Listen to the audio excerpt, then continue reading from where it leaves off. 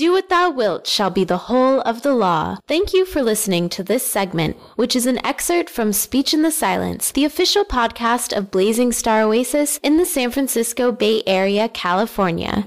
Speech in the Silence is a monthly program offering lectures, music, interviews, readings, announcements, and news. See the comments section on this video for a link to the complete program where this segment was first heard. Visit speechinthesilence.com to subscribe to the podcast to hear new programming as soon as it is available. Be sure to visit us on the web at speechinthesilence.com, subscribe to our YouTube channel, and like us on Facebook at Speech in the Silence. You may contact us at thelemapodcast@gmail.com. Thanks for listening. Love is the law. Love under will. Do what thou wilt shall be the whole of the law. This is David Shoemaker, and I'd like to welcome you to Living Thelema. We have a special segment this month. As you may have heard, I have collected the materials that I've been covering over the past 3.5 years on these audio segments into a book, and the book is called Living Thelema, A Practical Guide to Attainment in Aleister Crowley's System of Magic. And I'm going to tell you a little bit about it today, go over some of the contents, and read a bit from the introduction. Now, while the book has as its core the material we've covered in these segments, I've also included a lot of additional material.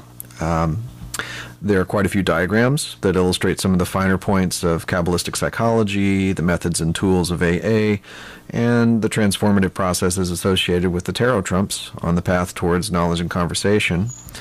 And these diagrams really, I think, make it easier to approach some of the material that perhaps when it's laid out only in audio form is a little harder to track. So I'm hoping this will be a good additional resource for you. I've also added a number of new practical exercises to deepen your relationship with the material. And finally, the book's content will be augmented by a growing library of demonstration videos and related resources at livingthelema.com and the Living Thelema YouTube channel. We've been gradually building these resource materials over the past few years, and we'll be adding a lot more in the coming months. Let me read a little bit from the introduction. I think this sets up the book fairly well. It gives an overview of the different parts of the book, and I talk a little bit about my own background, something I haven't really had that much of an opportunity to do in these audio segments. But I thought it would be appropriate and hopefully interesting for you to get a glimpse of where I came from and what brought me to the doorstep of Thelema many years ago. So, with that in mind, let me get started. Looking back over the past 20 years of my involvement with Thelema, I have often reflected on what exactly drew me to the great work. Life is simpler, at least superficially, without all the self-discipline required of initiates, and one can easily find a spiritual path with more cultural acceptance and societal support mechanisms. There's a church, mosque, ashram, New Age guru on practically every block in today's world, but I had a pretty tall order for any spiritual system. Give me wonder and mystery, but don't make me check my brain at the door. This spiritual and intellectual dilemma was more or less foreordained for me. My father was an atheist philosophy professor, while my mother was a musician and theologian from a deeply religious upbringing. I had to make sense of this somehow, to find a way to reconcile these divergent worldviews and appreciate the positive contributions each perspective had brought to my life. Luckily, my parents were both open-minded enough to give me space to find my own answers. After graduating from college as a psychology major, I set off for graduate school to become a psychotherapist. I learned all about the mainstream cognitive behavioral approaches to therapy, but the work of Carl Jung and other so-called depth psychologists was always tugging at my sleeve. After a few years of exploration, I stumbled upon the work of Israel Regardie, and shortly thereafter, Aleister Crowley and Thelema. I had finally found the solution to my spiritual dilemma. Here was a path of passion, devotion, mystery, and transcendence, yet it was to be executed with scientific rigor and a healthy dose of skepticism. The method of science, the aim of religion. Here I could unify the best parts of the divergent perspectives my parents had shown to me into a coherent whole, and forge a path uniquely my own. I immediately set about contacting all the Thelemic groups I could find in those pre-internet days, And in the fall of 1993, my journey into initiation formally began. I joined Ordo Templi Orientis, and I committed myself to the student path of AA. Before long, I found myself in the position of assisting in the training of more junior initiates, reviewing their assignments, teaching and testing them on various magical techniques, and evaluating their diaries. I moved to California and began to work under the direct tutelage of Phyllis Seckler, Sora Merrill. Within a few months, I had advanced to various administrative positions in the orders with which I was working, and was spending about as much time with my magical pursuits as my day job. I've seen several generations of students succeed and fail. I've seen entire magical orders come and go. I've consulted with students on the mechanics of ritual as well as the triumphs and tragedies of their personal lives. In writing this book, it is my hope that I can communicate the insights I've gained over the past 20 years as I've witnessed the day-to-day strivings of modern magical aspirants. I've learned from experience what works and what doesn't, and the pitfalls that face seekers in our tradition. I've designed this book to be a useful reference at every stage of the path. Once you've read the source materials from Crowley and others, you should be able to pick up this book and get valuable advice on how best to execute those source materials, whatever your level of expertise.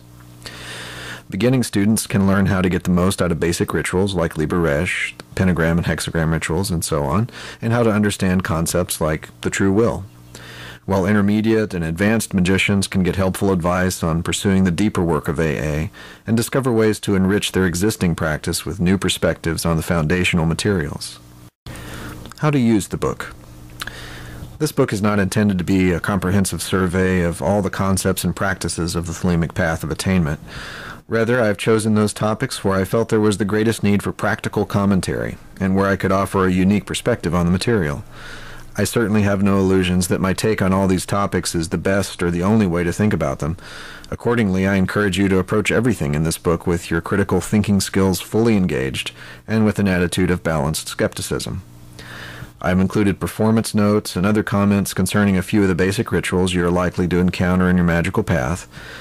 While some minimal ritual outlines are provided, I've elected to emphasize the various experiential aspects of ritual performance rather than focusing primarily on the mechanics of the ritual. As with much of the rest of this book, my aim is to help you deepen your practice of these rituals, to give a greater context for their use, and to enhance the inner energetic patterns that make them come to life in your daily work. Even where I delve into theory, I have tried to emphasize how the theory can inform your practice and help you understand the experiences likely awaiting you on your path. Let's take a look at the different sections of the book so you'll know what to expect. Each section approaches the Thelemic path of attainment from a slightly different vantage point. In Part 1, we'll review some of the underlying principles of Thelemic attainment and discuss an array of practical tools you can use as you progress in your path. Some of you may be relatively new to the concepts of the Kabbalah, so I've included an introductory essay on this topic as the first chapter. If you have a solid grounding in Kabbalistic theory, you can safely skip this chapter and move on to the more advanced material beyond. Included in Part 1 are practical discussions concerning many of the foundational ritual and meditative practices of Thelemic magic and mysticism, as well as a review of associated tools such as astral projection, devotional practices, and sexual magic. If you're new to magical practice, these chapters will give you plenty of material for months or years of experimentation. Experienced practitioners will, I hope, find their work refreshed with new perspectives on these tools. In keeping with my aim for this book, I've avoided undue emphasis on historical or philosophical details in favor of practical and experientially useful guidance.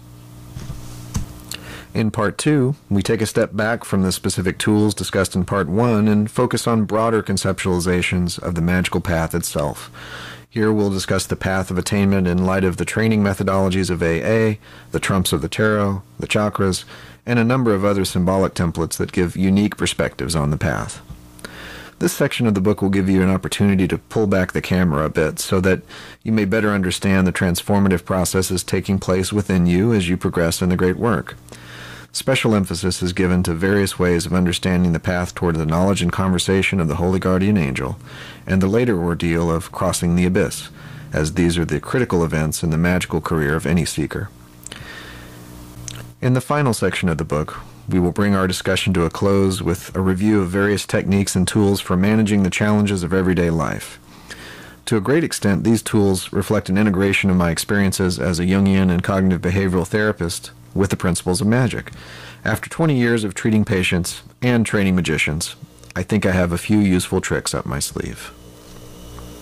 So those are a few passages from the introduction. I hope that was an interesting teaser for you and a good overview, basic overview of the different parts of the book and how to approach them. I certainly hope, as I said, that there's something in there for everybody, regardless of how experienced you are.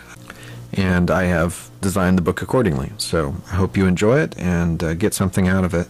The book's going to be released in several different formats.